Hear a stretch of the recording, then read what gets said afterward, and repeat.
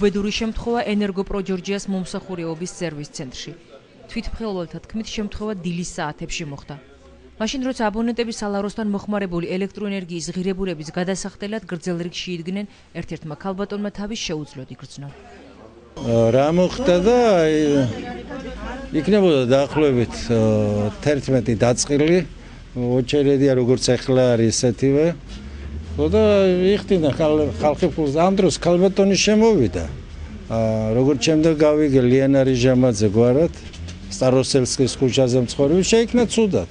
უცბად მივაწოდეთ სკამი, კაპლი გამოუტანეს ქალებმა, ვალიდური დავალებიათ, სასტრაფო გამოვიძახეთ, მაგრამ არაფერი არ ეშველა, საწყალი სასტრაფო რომ მოვიდა, უკვე გარდაცვლილი იყო. ამ შემდეგ პარალელურად მილიციაც იქნა დაძახილი, მილიცია მოვიდა, ჩაატარა მოკვლევა. ჭირისუფალიც გამოჩნდა, შვილი გამოჩნდა, ძმა გამოჩნდა, დაწერეს მათმა რომ პრეტენზია არაფერი არ გააჩინა და გადაასვენეს მისვალებული, მეტი არაფერი არ იყო. როგორც გაერკვა, გარდაცვლილი ქალბატონი დაახლოებით 70 წლის იყო. ახლობლების თქმით, ის გულს უჩიოდა და შესაბამისად მკურნალობასაც იტარებდა. შემთხვევიდან რამდენიმე წუთის განმავლობაში სერვის ცენტრის კარები აბონენტთათვის დაიხურა, რადგან შესაბამისი ორგანოების მიერ საჭირო პროცედურა ტარდებოდა. გადამღები ჯგუფის მისვლის მომენტში კი აბონენტებს ორი სალარო ემსახურებოდა. ელექტროენერგიის მომხმარებელთა შორის იყვნენ ისეთებიც, რომლებიც ქვითრის ამოწერიდან გადახდის ვადის სიმცირეს აპროტესტებენ. როგორც მომსახურეობის სერვის ცენტრში შესაბამის განცხადებაში აღნიშნული ეს ვადა მხოლოდ 3 დღიანია. აბონენტთა ნაწილს კი ქვითრები კვირის ბოლოს პარასკევს დაურიგდათ, რასაც ბუნებრივია სალაროებთან გრძელი რიგები და ხალხის პროტესტი მოჰყვა. 2 დღის მოდაინმა ქვითარი და ახლა მე ვიღე ესე. ვიხდი ახლა, აბა ჩარსკრიან და. პირველად მოხვედი დღეს თუ ქონდა? იქ ვერ გადვიხადე და აქ მევედი ახლა. არა, საერთოდ არ მიწევს რიგში დგომა დღეს არის ახლას. მოვდივარ კაციშვილი არ ხომ და ვიხდი ხომ ჩვეულებრივად. კი. ქვითრების დარიგებიდან ცოტა გვიან თუ მოყვალ, მაშინ არ არის რიგი და ისე როდესაც ქვითრები ახალი დარიგებულია, მაშინ რიგებია რა თქმა უნდა და ვიხდი. გუშინ წინ მივიღეთ და გუშინ ვერ გადავიხადე რიგი იყო და დღეს კი ვიხდი. გუშინ იყავით მოსული რიგი? კი, ვიყავით, მაგრამ შეგნით არც შემოვსულვა, რადგან ბევრი ხალხი იყო და არ მეცადა. როგორც საზოგადოებასთან ურთიერთობის სამსახურის სპეციალისტი ამბობს, მრავალრიცხოვან აბონენტთა მომსახურეობისათვის მხოლოდ და მხოლოდ 2 ცენტრი მუშაობს, თუმცა ეს პროცესი პარალელურად ბანკებშიც შესაძლებელია. არის ღური სალარო ჩვენი კომპანიის, ანუ ურგან ხდება გადახდა ჭანტურიას ქუჩაზე და აქ სადაც ვართ ახლა, არის შესაძლებელი ასევე მიბრძანეს მოსახლეობა აბონენტები, ანუ ბანკში და თავის ანგარიშის ნომერი, ანუ ის აბონენტის ნომერი, რომელიც ქვითარზეა მითითებული, გადაიხადოს ბანკის საშუალებით. მოახერხოს გადახდა. მაგრამ ბანკში დამატებით მომსახურეობის თანხა გადასახდები ამერიკაში. არ ვიცი, ახლა ხდება თუ არა მომსახურეობის თანხის გადახდა. ვერ გეტყვით მაგას, მაგრამ ყოველ შემთხვევაში თუ ესეთი განსაკუთრებული გაჭირება რაღაც შესაძლებელია ბანკის საშუალებითაც გადახდა. და რომელი ბანკებია? ეს არის საქართველოს ბანკი და მე მგონი სახალხოც თუ არ ვწდები. სახალხო ბანკშიც არის შესაძლებელი. ჯონი გვალიას თქმით, დამატებითი მომსახურეობის სერვის ცენტრის ფუნქციონირება აბონენტთა მოთხოვნასა და მენეჯერის გადაწყვეტილებაზეა დამოკიდებული.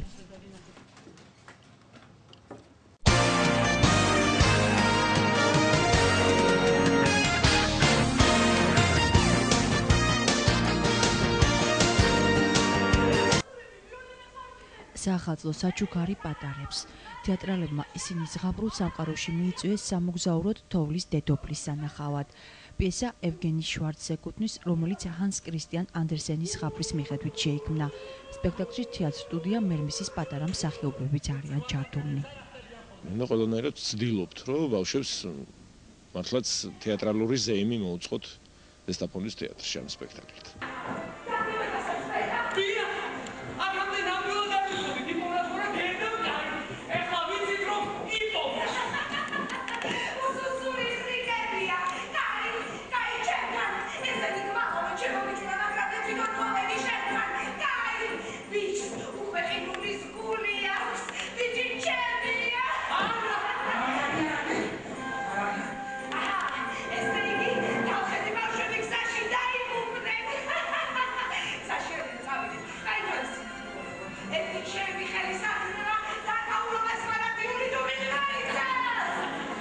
ზღაპრის მიხედვით თოვლის დედოფალი დაუნდობელია, ვინც მას აკოცებს, გული უცივდება და სასტიკი ხდება.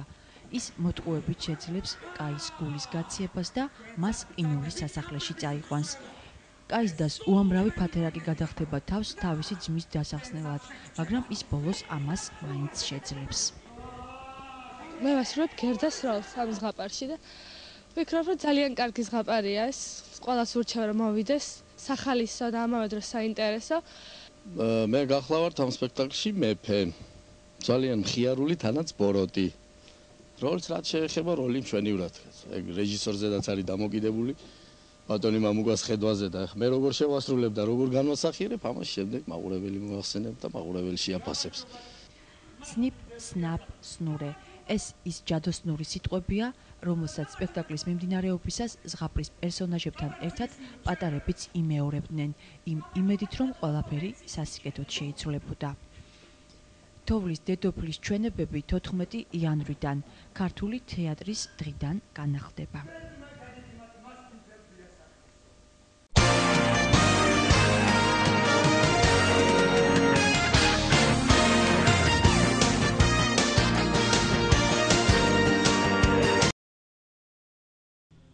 რაგველის 2009 წელს პოლიტიკურ საზოგადოებრივი პროგნოზი საქართველოსთვის.